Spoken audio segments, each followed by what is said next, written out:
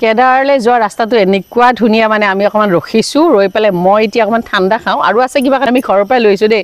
just মই ঠাণ্ডা enjoy কৰোঁ আপোনালোকে এই ভিউটো এনজয় কৰক কেনেকুৱা ধুনীয়া চাওক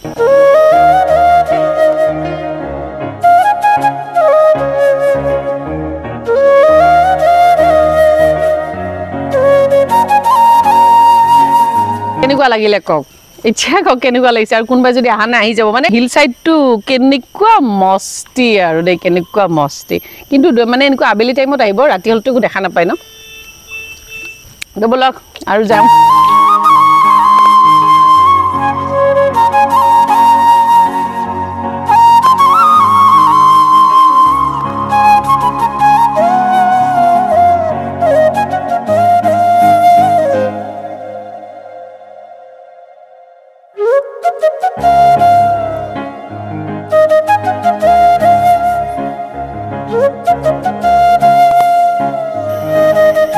নমস্কাৰ মই অপৰ্ণা দৰ্শিল গৰম বন্ধ বুলি ক'লে জানে আৰু অনবৰত ফুৰু লাগি থাকে ন তো এতিয়া আজি উপস্থিত হৈছো আমি কেদাৰ মন্দিৰত হাজোৰ মাধৱ মন্দিৰৰ পৰা ইয়াতে প্ৰায় 2 কিলোমিটাৰ অকলমান বেছি হ'ব আৰু আপোনালোকে দেখিছে সেই একেই প্ৰবলেম আৰু ওপৰত যাব লাগিব দুনিয়াৰ খটখটি আছে একদম তো লেটস ষ্টাৰ্ট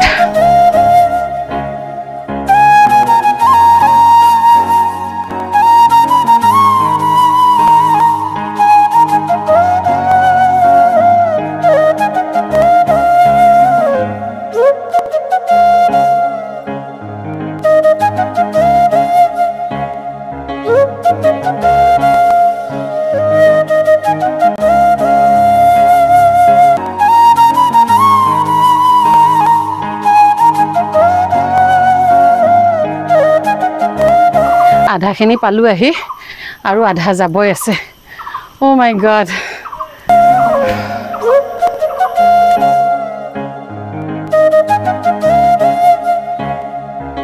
নমস্কাৰ আপুনি ইয়াৰে লোকেল হয় কি কৰে ইয়াতে মোৰ ইয়াতে দোকান আছে হয় হয় আচ্ছা কেদাৰ মন্দিৰৰ বিষয়ে অকমান থুলমুলকে কওকচোন যেহেতু লোকেল হয় হাজো পঞ্চতীৰ্থৰ ভিতৰত ইয়াতে দুখন তীৰ্থস্থান আছে কমলেশ্বৰ শিৱলিংগ আৰু কেদাৰ কেদাৰৰ অৰ্থটো হ'ল কেয়া মানে কাণ দাৰ মানে পত্নী যেতিয়া দক্ষ ৰজাৰ যজ্ঞত সতীয়ে দেহত্যাগ কৰিছিল শিৱৰ কান্ধত লৈ ঘূৰি শেষ পৰ্যায়ত আহি ইয়াত জিৰাইছিল আচ্ছা আৰু শিৱৰ কান্ধত সতী থকা বাবে কেদাৰ নামটো পাইছে কেয়া মানে কাণ দাৰ মানে পত্নী শিৱৰ 108টা নামৰ ভিতৰত এটা নাম আছিল মদন হয় অচল হৈছিল ভাগৰি পৰিছিল জিৰাইছিল সেইকাৰণে এই পাহাৰখনৰ নাম মদন অচল বাৰ্ষিক পূজা হিচাপে আপোনাৰ দুৰ্গা পূজা সৰুকৈ কৰা হয় শিৱৰাত্ৰি ধুমধামেৰে কৰা হয় আৰু মদন চতুৰ্থীটো কিছু পৰিমাণে কৰা হয় বছৰত কিছুমান ঠাইত ভ্ৰমণ কৰিবলৈ যায় প্ৰথম যাত্ৰাটো হয় আমি দেৱভৱনলৈ যেটো দেৱভৱন বুলি কোৱা হৈছে সেই দেৱভৱনটো হ'ল যেটো তলৰ গণেশ মন্দিৰ গণেশগুৰিত আছে হাজো গণেশগুৰি হেতু দেৱভৱন বুলি কোৱা হয় আৰু হাজোখনক দেৱভূমি বুলিও কৈছিল এখন সেই দেৱভৱনত ব্ৰহ্মা বিষ্ণু মহেশ্বৰ গণেশৰ সৈতে বহি আলোচনা কৰে মাঘ মাহৰ সংক্ৰান্তিৰ দিনা 14 জানুৱাৰী এই ব্ৰহ্মা বুলি কওঁতে আপোনাৰ যেটো কামেশ্বৰ মন্দিৰ আছে কামেশ্বৰ মন্দিৰৰ যেটো প্ৰতিমূৰ্তি হেতু হ'ল ব্ৰহ্মা আৰু মহেশ্বৰ বুলি কওঁতে কেদাৰ আৰু বিষ্ণু বুলি কওঁতে মাধৱ যেটো চলন্ত মাধৱ আচ্ছা সেই চলন্ত মাধৱটো আহে বা গোবিন্দ মাধৱ হেতু হে সেই তিনিজনা বহে আৰু ইয়াৰে পৰা যেটো প্ৰতিমূৰ্তি যায় ভ্ৰমণত যদি ভ্ৰমণত যায় আগে আগে শিৱ যায় মানে কেদাৰ যাব তাৰে পিছত ব্ৰহ্মা তাৰে পিছত হয় বিষ্ণু মহেশ্বৰ আগত অৰ্থাৎ কেদাৰ আগত তাৰ পিছত ব্ৰহ্মা কামেশ্বৰ তাৰে পিছত বিষ্ণু আচ্ছা আৰু আমাৰ হাজোৰ যে হিন্দু মুছলিমৰ যেটো মিলনভূমি বুলি কয় এই মিলনৰ কেন্দ্ৰ কৰি আমাৰ যিকেইজন গোসাই যায় বাহিৰত ভ্ৰমণত আগত এজন হলো মুছলমান যায় অষ্টমীটো যাইছে ন অষ্টমীটো একে হিচাপতে যায় ন হয় পঞ্চতীৰ্থ দৰ্শন পদ্ধতি হিচাপে মই আপোনাক চমুকৈ কওঁ যে প্ৰথমে অৰ্পণ ভৱত স্নান কৰি তাৰ পিছত গণেশ মন্দিৰ দৰ্শন কৰিব লাগে আচ্ছা তাৰ পিছত কমলেশ্বৰ কেদাৰ দ্বিতীয় তৃতীয় তাৰ পিছত কামেশ্বৰ চতুৰ্থতে মাধৱ পঞ্চমতে মাধৱ এই চাৰি ধাম দৰ্শন কৰি আপুনি প্ৰথমে মাধৱৰ পুখুৰীত ভৰি হাত ধুই মূৰত পানী ছটিয়াই চিৰিগুৰত মাধৱ নাম লৈ সেৱা কৰিব লাগে মা মানে লক্ষ্মী দেৱী ধৱ মানে স্বামী তাৰ পিছত প্ৰতিটো চিৰিত আপুনি মাধৱ নাম লৈ উঠিব লাগিব এক কথা কওঁতে লক্ষ লক্ষ পাপটোতে আপুনি এটা ষ্টেপ অতিক্ৰম কৰিলে মাধৱ নাম লৈ এই চাৰি ধাম দৰ্শন কৰি বহুতে নাযায় মাধৱ মন্দিৰত চৌপাশে 7 পাক ঘূৰিব লাগে 7 পাক ঘূৰি পেলাইহে মাধৱত সোমাব লাগে আৰু প্ৰথমে হনুমানক সেৱা কৰি তাৰ পিছত বুঢ়া মাধৱক সেৱা কৰিব লাগে বুঢ়া মাধৱ বুলি কওঁতে তাত 5টা বিগ্ৰহ আছে বুঢ়া মাধৱ চলন্ত মাধৱ দ্বিতীয় জগন্নাথ গৰুপক্ষী আৰু বাসুদেৱ আৰু উৰ্বমুনি যেতিয়া আহিছিল ইয়াতে এগছ চাকি জ্বলাইছিল দাপৰ আৰু কলিৰ সন্ধিক্ষণত হয় হয় সেই সময়ত এগছ চাকি জ্বলাইছিল প্ৰতিদিনে 1 লিটাৰ 250 গ্ৰাম তেল খৰচ হয় পূৰ্ণ এদিনৰ কোনোবাই দিম বুলি ভাবিলে 1 লিটাৰ 250 গ্ৰাম ইয়াতে তেল লাগে মাধৱত 3 গছ আছে ইয়াতে গছ আছে কেদাৰত যেটো বস্ত্ৰ দিয়ে 3.5 মিটাৰ লাল বস্ত্ৰ দিব পাৰে বগৰা বস্ত্ৰ দিব পাৰে কিন্তু বেছিভাগ বগৰা বস্ত্ৰটো চলে তাৰ উপৰি ত্ৰিশূল ৰুদ্ৰাক্ষৰ মালা দম্বৰু শংখ এনে ধৰণৰ দান কৰিব পাৰে ভোগৰ ক্ষেত্ৰত আপোনাৰ এনে ধৰণৰ নিৰামিষ আমিষ দুইটা চলে আপোনাৰ নিৰামিষ মাংসটো কেনেকুৱা কি মাংস চলে ইয়াতে আপোনাৰ খাচী ছাগলী পাৰ চৰাই আৰু মাছ আনিব পাৰে হোল খাল তেনেকুৱা মাছ নালাগে হাঁহ নচলে মানে হাঁহ নচলে আৰু যেটো ছাগলী আমাৰ ইয়াত কেদাৰ মন্দিৰত ব্যৱহাৰ কৰা হয় হেতু মুছৰি মাৰে বলি নহয় এইটো কথা আমি সোধাতে যেতিয়া সুধিছিলো যে শিৱটো নিৰামিষ কৈছিলে যদি শিৱৰ লগত শক্তি থাকে তেতিয়াহে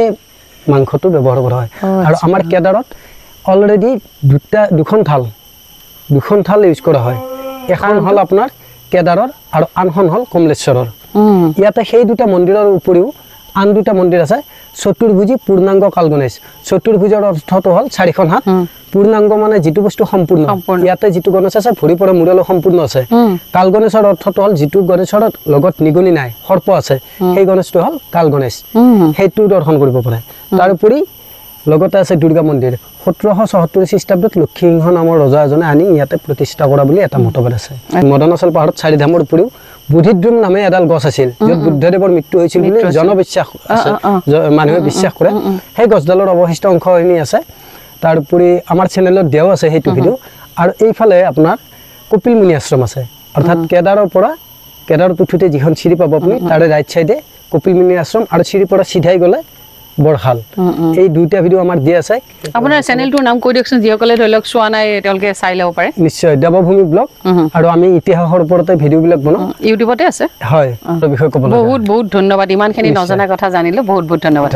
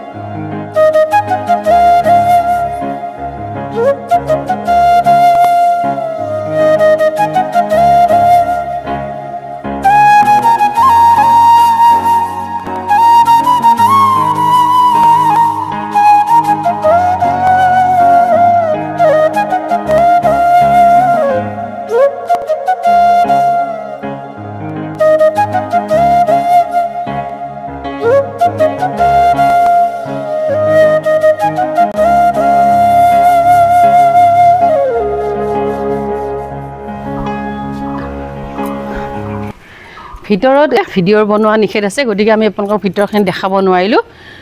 নমস্কাৰ অসমৰ ফালৰ পৰা সেৱা জনাইছোঁ ইয়াতে কেইটাৰ পৰা কেইটালৈ পূজা ভাগ গ্ৰহণ কৰা হয় ৰাইজৰ ৰাতিপুৱা 6 বজাত স্নান হয় 6:30 বজাত পূজা হয় তাৰপিছত মন্দিৰ খোলা যায় মন্দিৰ খোলা যোৱাৰ পিছত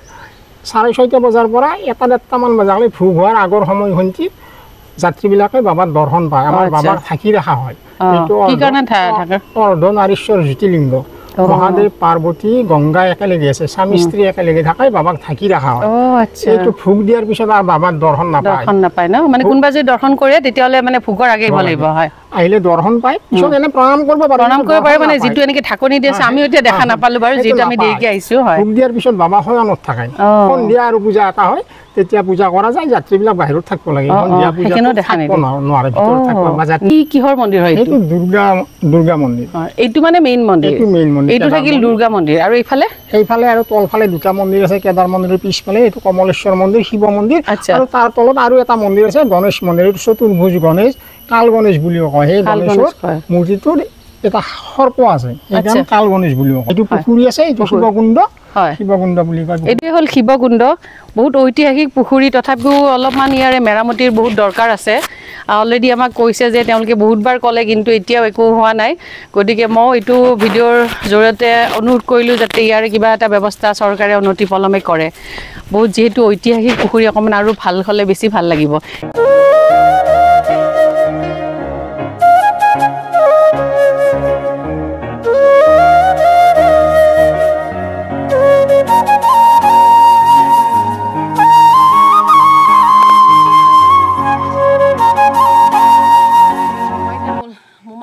মোমাই তামোল